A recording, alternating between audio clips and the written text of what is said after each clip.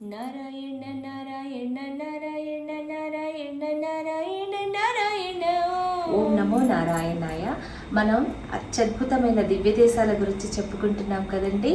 ఈరోజు అద్భుతమైన దివ్యక్షేత్రం 108 వైష్ణవ దివ్యదేశికాలలో 58 మహాలక్ష్మి కొలువైన క్షేత్రం, వాత్సల్యంతో కరుణించే పెరుమాళ్ దివ్యదేశం తిరునిండ్రావూర్.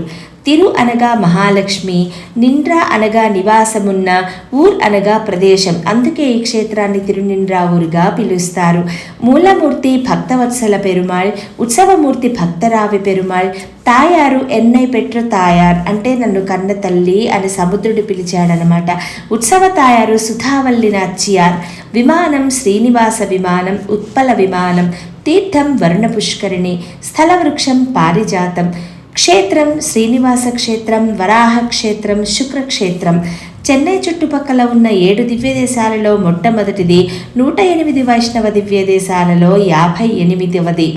చెన్నై నుండి 30 కిలోమీటర్ల దూరంలో అరక్కోణం వెళ్లే దారిలో తిరుక్కన్నపురంలోని పెరుమాళ్ పేరులాగా ఈ స్వామి కూడా భక్తవత్సల పెరుమాళ్గా నిల్చున్న భంగిమలో అభయహస్త ముద్రతో దర్శనమిచ్చి అనుగ్రహిస్తారు. భక్తరావి అని కూడా పూజించబడతారు. అనగా భక్తుల జీవితానికి ఆయనే పరమావధి, ఆయనే భక్తుల జీవితం అన్నమాట. అమ్మవారు ఎన్నై పెట్ర తయారుగా పూజింపబడతారు.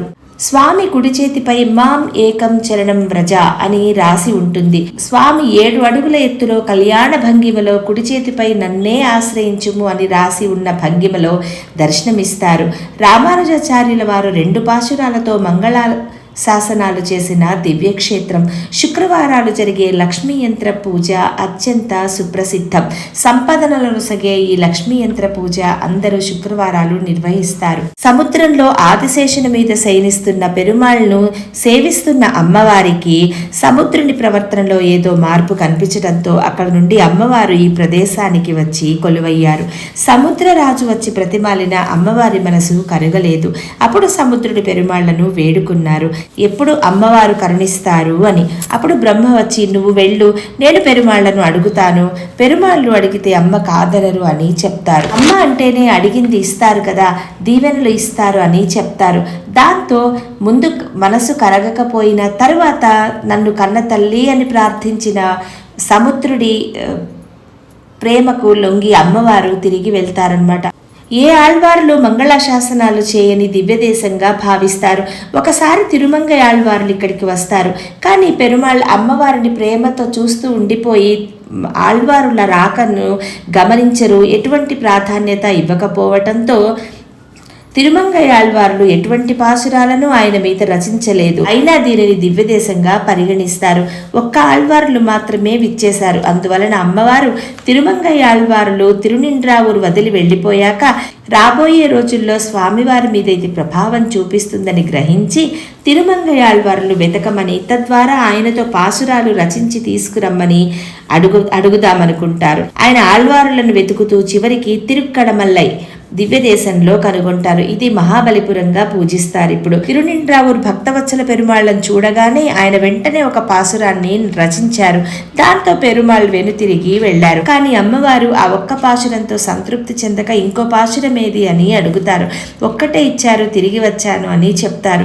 తిరిగి ఆళ్వార్ల చెంతకు వెళ్లి ఇంకొక పాసురాలను రచింపచేసి తిరిగి రమ్మని చెప్తారు. అప్పుడు తిరుమంగై ఆళ్వార్లను వెతుకుతూ అప్పుడు తిరుక్కన్నమంగైలో ఉంటారు. తిరిగి భక్తవత్సల పెరుమాళ్లను చూశాక మరొక పాశురాన్ని రచించారు. అందువలన 2 పాశురాలు తిరుమంగై ఆళ్వార్లచే రచించిన తిరునిండ్రావూరు దివ్యదేశంగా పరిగణింపబడుతుంది. ఒకసారి శైవులకు మరొక మతస్థులకు వివాదం జరిగింది. ఒక దీపాన్ని వెలిగించి కూపం నదిలో తేలేలా వదిలిపెట్టారు. శైవులు పెట్టిన దీపం ఇక్కడికి వచ్చి మరింత కాంతివంతమై ఆగిపోయింది. తమిళంలో తిరి అంటే ఒత్తి అని అర్థం. నిండ్రా అనగా ఆగిపోయిన, ఊరు అనగా స్థలం. అందుకే ఈ ప్రదేశాన్ని తరువాత కాలంలో తిరునిండ్రావూరుగా ప్రసిద్ధి చెందింది. అత్యద్భుతమైన దివ్యక్షేత్రం ఈ తిరునిండ్రావూరు. సాక్షాత్ మహాలక్ష్మి కొలువైన దివ్యక్షేత్రం.